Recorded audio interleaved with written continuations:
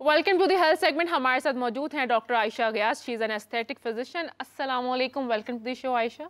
वालेकुम अस्सलाम, thank you very much for inviting Ayesha, जैसे कि आज का हमारा टॉपिक है हेयर केयर, एक बहुत ही आई थिंक मेजर इशू है। हर लड़की का बाल गिर रहे हैं, जो मीडिया में है उन्हें रोज़ हीट लग रही है, हेयर प्रोटेक्टेंट लगाने के बावजूद भी बालों का बहुत बुरा हाल होता है। तो गिरते बालों का क्या इलाज है? देखिए, सबसे पहले तो हमें ये डिफाइन करना पड़ता है कि बाल गिर क्यों रहे हैं, क्योंकि हमारे पास मेजॉरिटी जो पेशेंट्स आते हैं उनमें 50% का यही होता है कि डॉक्टर साहब कोई ताकत की दवाई लिख दें कि बाल गिरना बंद हो जाएं। But not every hair fall is because of nutritional deficiency. तो बहुत सारे कम ऐसे केसेस होते हैं जिसमें न्यूट्रिशनल डेफिशिएंसी होती है, जैसे आयरन डेफिशिएंसी है या जिंक है या बायोटिन डेफिशिएंसी है फॉर दैट मैटर। बाकी बहुत सारे जो केसेस होते हैं समटाइम्स दे आर जेनेटिक, कभी कभी फीमेल्स में हार्मोनल से होता है, जैसे अब आपने इतने नेम लिए। मैं बता रही हूँ ना, आयरन डेफिशिएंसी से भी हो सकता है, जिंक डेफिशिएंसी से भी हो सकता है, बायोटिन डेफिशिएंसी से भी हेयर फॉल हो सकता है। विटामिन डी डेफिशिएंसी जो है वो बहुत ही ज़्यादा प्रेवलेंट है हमारे मुल्क में। विटामिन डी डेफिशिएंसी बहुत कॉमन है, उस वजह से भी हेयर फॉल होता है। बट ये जब हम टेस्ट कराते हैं तो पता चलता है कि कौन पर्सन जो है, पेशेंट है, इन वाइटामिन में डेफिशिएंट है। विदाउट गेजिंग द डेफिशिएंसी बिला वजह मल्टीविटामिन देना जो है वो मॉडर्न प्रैक्टिस नहीं है और अच्छी कंसिडर नहीं होती। सेकेंडली, हम रीजंस की बात कर रहे थे। अपार्ट फ्रॉम न्यूट्रिशनल डेफिशिएंसीज बहुत सारी और रीजंस भी हो सकती हैं, जैसे जेनेटिक प्रॉब्लम्स होती हैं कुछ लोगों की, हेयर रूट के अंदर कोई स्किन डिजीजेज हो सकती हैं जो हेयर फॉल को प्रमोट कर रही हैं। देन हार्मोनल इन्फ्लुएंसेस होते हैं, स्पेशली इन फीमेल्स। तो हार्मोन्स के अप्स एंड डाउन जाने से हेयर का जो साइकिल होता है वो भी काफ़ी हद तक डिस्टर्ब होता है। और जैसे आपने खुद ही मेंशन किया कि जो हेयर केयर प्रोसीजर्स हैं जिसमें हीट ऐड हो रही है, केमिकल ट्रॉमा ऐड हो रहा है, तो उस वजह से hair fracture is very common, यानी बाल टूट जाते हैं। पूरी जड़ से ना भी गिरें तो बाल टूट जाते हैं, काफ़ी ज़्यादा डैमेज हो जाते हैं। तो ये बहुत सारी ऐसी रीजंस होती हैं हेयर फॉल की। तो हम पहले रीजंस को देखते हैं, देन वी ट्रीट। अच्छा, रीजंस तो जैसे आपने काफ़ी ज़्यादा बताई हैं कि बहुत सी रीजंस हो सकती हैं, लेकिन अब जब गिरते बाल होते हैं तो लोग बड़े जी सप्लीमेंट्स सजेस्ट करते हैं। सोशल मीडिया पे हम देखते हैं इन्फ्लुएंसर जो होते हैं वो ये रेकमेंड कर होते हैं, कुछ जेली बीन्स करके कोई चीज़ें होती हैं, ये बायोटीन है, ये लगा लें, ये खा लें। तो सप्लीमेंट्स लेने भी चाहिए? देखिए, मैं एक बहुत बड़ी स्टेटमेंट यहाँ पे देने वाली हूँ, वो ये है कि बग़ैर वजह के कोई भी सप्लीमेंट्स हेयर फॉल के लिए ना लें, क्योंकि there is a medical problem called hyper vitaminosis, जो कि आजकल हमारी कौम में हो गई है। उसका मतलब ये होता है कि बग़ैर वजह के जब मल्टीविटामिन हम ओवर द मंथ्स और ईयर्स लेते रहते हैं तो हमारे मसल्स जो हैं वो रादर वीक हो जाते हैं। और पैराडॉक्सिकली पेशेंट ये समझ रहा होता है कि उसके पट्टे कमज़ोर हो गए हैं, उसको रादर कमज़ोरी है, वो मज़ीद विटामिन लेना शुरू कर देता है, तो एक विशियस सा सर्कल शुरू हो जाता है। हाँ, बायोटिन की जैसे आपने बात की, तो पाकिस्तान में बायोटिन डेफिशिएंसी बहुत ही अनकॉमन है, paradoxic to the usual statements on the media and net. अगर आप डेली एक अंडा खा रहे हैं, थोड़ा सा सैलड खा रहे हैं और आप चपाती ले रहे हैं, तो इट्स वेरी लेस लाइकली कि आपको बायोटिन डेफिशिएंसी होगी। तो बायोटिन है क्या, मतलब इसका क्या फ़ायदे, हम कैसे ले सकते हैं, किस किस फॉर्म में? जिस तरह हम विटामिन बी कॉम्प्लेक्स बोलते हैं, विटामिन बी के अंदर 1 2 3 4 5 6 है, तो विटामिन बी का ही एक हिस्सा है बायोटिन। और बायोटिन अंडे में काफ़ी ज़्यादा होता है, गोश्त में होता है, इसके अलावा सीरियल्स में होता है, सैलड्स में होता है, दालों वगैरह में होता है। अगर ये सारी चीज़ें हम as part of balanced daily diet ले रहे हैं तो बहुत कम चांसेस हैं बायोटिन डेफिशिएंसी के। और ये बात तब पता चली जब हमने बायोटिन लेवल्स कराने शुरू किए, ब्लड्स में टेस्ट कराने शुरू किए, because every other day we were seeing posts and recommendations like biotin ले लो, इतने ग्राम ले लो, इतने ग्राम ले लो, और एक हाइप शुरू हो गई थी बायोटिन की। But then we came up with the idea कि not everybody needs biotin supplementation. तो मॉडर्न टेक्नोलॉजी क्या है कि अगर आपके बाल गिर रहे हैं, ऑब्वियसली हमने देखे हैं बहुत सारे ट्रीटमेंट्स आ चुके हैं, पीआरपी है, तो इसके अलावा और कौन कौन से ट्रीटमेंट्स हैं जो इंस्टेंट रिजल्ट्स दें आपको? अगर आप बात करते हो इंस्टेंट रिजल्ट्स की, तो exosome therapy which is latest in the world is a good treatment. उसमें सेशंस बहुत कम होते हैं, इंजेक्टेबल ट्रीटमेंट होता है, billions and billions of growth factors are there, और उसको हम स्कैल्प के अंदर डायरेक्टली इंजेक्ट करते हैं। यूजुअली 1 to 2 सेशंस रिक्वायर्ड होते हैं, 1 month apart, and then it's good to go for an year. और इसके बाद मेंटेनेंस के लिए हर साल कर सकते हैं।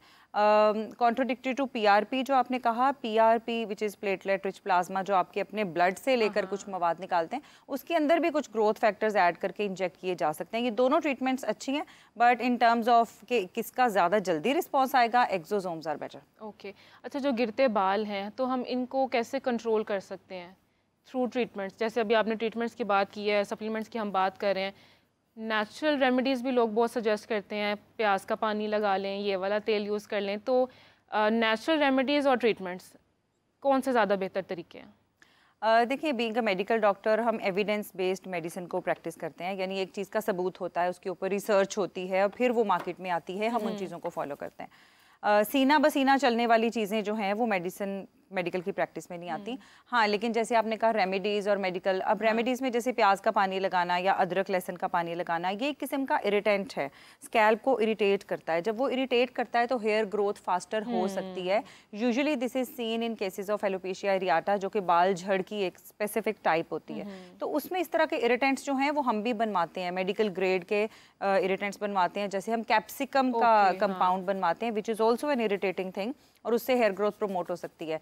अदरवाइज अगर बात की जाए कि नेचुरल हेयर को आपने हेल्दी रखने के लिए कोई नेचुरल रेमेडीज हैं, तो येस, जो यूजुअली अवेलेबल ऑयल्स हैं उसमें लेस डेंस ऑयल्स को प्रेफर करना चाहिए, जो बहुत हल्के फुल्के लाइट से होते हैं, जैसे कोकोनट ऑयल है या एवोकाडो ऑयल है, तो उनको लगाना चाहिए और बहुत देर तक भी नहीं लगाना चाहिए। हल्का फुल्का oiling 1 or 2 hours। 1 or 2 hours। अच्छा डॉक्टर आयशा, किस एज तक बालों की जो ग्रोथ है वो मुमकिन है कि इस एज तक बाल आपके बढ़ते रहेंगे? कोई स्पेसिफिक एज है कि इस एज पे आके बाल रुक जाते हैं? नहीं, बाल कभी नहीं रुकते। जैसे यस, दुनिया में जैसे नए बच्चे पैदा हो रहे हैं और बूढ़े लोग फौत हो रहे हैं, हमारे बालों की भी एक दुनिया है। नए बाल ग्रो कर रहे हैं और पुराने बाल अपना लाइफ स्पैन पूरा करके गिर रहे हैं। अब वो लाइफ स्पैन स्टार्ट होता है 2 साल से और चलता है 6 साल तक, यानी आज से 3 साल बाद या 7 साल बाद हम सबके बाल वो नहीं होंगे जो आज हैं, वो सब के सब चेंज ओवर हो चुके होंगे।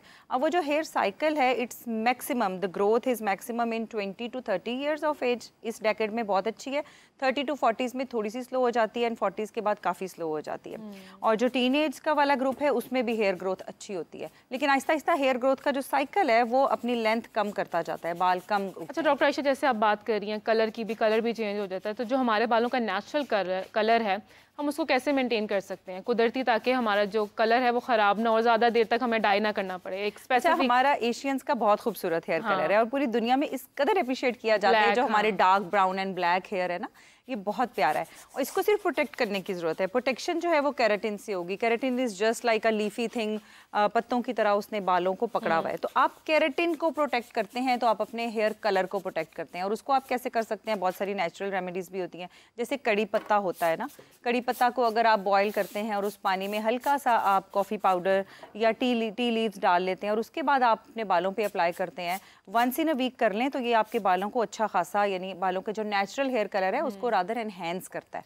अच्छा, जैसे कि हम बात कर रहे थे ट्रीटमेंट्स की, हेयर केयर के बहुत सारे ट्रीटमेंट्स हैं जी। एक्सटेंशंस लोग लगवाते हैं, फिर एक्सटेंसो आ जाता है, इस तरह के और भी बहुत सारी चीज़ें हैं। स्ट्रीकिंग लोग करवाते हैं, तो कितनी डैमेजिंग है ये आपके बालों के लिए? ये बहुत ज़्यादा डैमेजिंग है। देखिए, इसको रीबॉन्ड करते हैं। जैसे रीबॉन्डिंग का मतलब है कि बॉन्ड्स तोड़ दो बालों के, अगर वो एंटेंगल्ड हैं, वेवी हैं, कर्ली हैं, उनके बॉन्ड तोड़ दो एंड देन रीबॉन्ड करो उन्हें स्ट्रेट लुक में। और वो रीबॉन्डिंग अचीव होती है with the help of formaldehyde which is a chemical. और इवन उसके साथ अब्रॉड में देखिए लीगैलिटी है, पाकिस्तान में लीगैलिटी कोई नहीं है। यहाँ पे कोई मेजर नहीं करता कि फॉर्मेल्डिहाइड की कितनी क्वांटिटी हम रीबॉन्डिंग, केराटिन, एक्सटेंसो और उसमें डाल रहे हैं, बट बाहर सारी लीगैलिटीज़ हैं। अगर थोड़ी सी भी ज़्यादा डाल लेते हैं तो even it increases the risk of cancers. Lung cancers भी फॉर्मेल्डिहाइड से बने हैं और इसकी इंटरनेशनल स्टैट्स अवेलेबल हैं। तो केमिकल से बचना चाहिए एज मच एज पॉसिबल। और अगर आपको ब्यूटी पार्लर में, आप ये सैलून में ट्रीटमेंट करा रहे हैं एंड यू फील लाइक कि बहुत सारे फ्यूम्स हैं, आयरनिंग हो रही है बालों में और फ्यूम्स हो रहे हैं, तो you should wear a mask.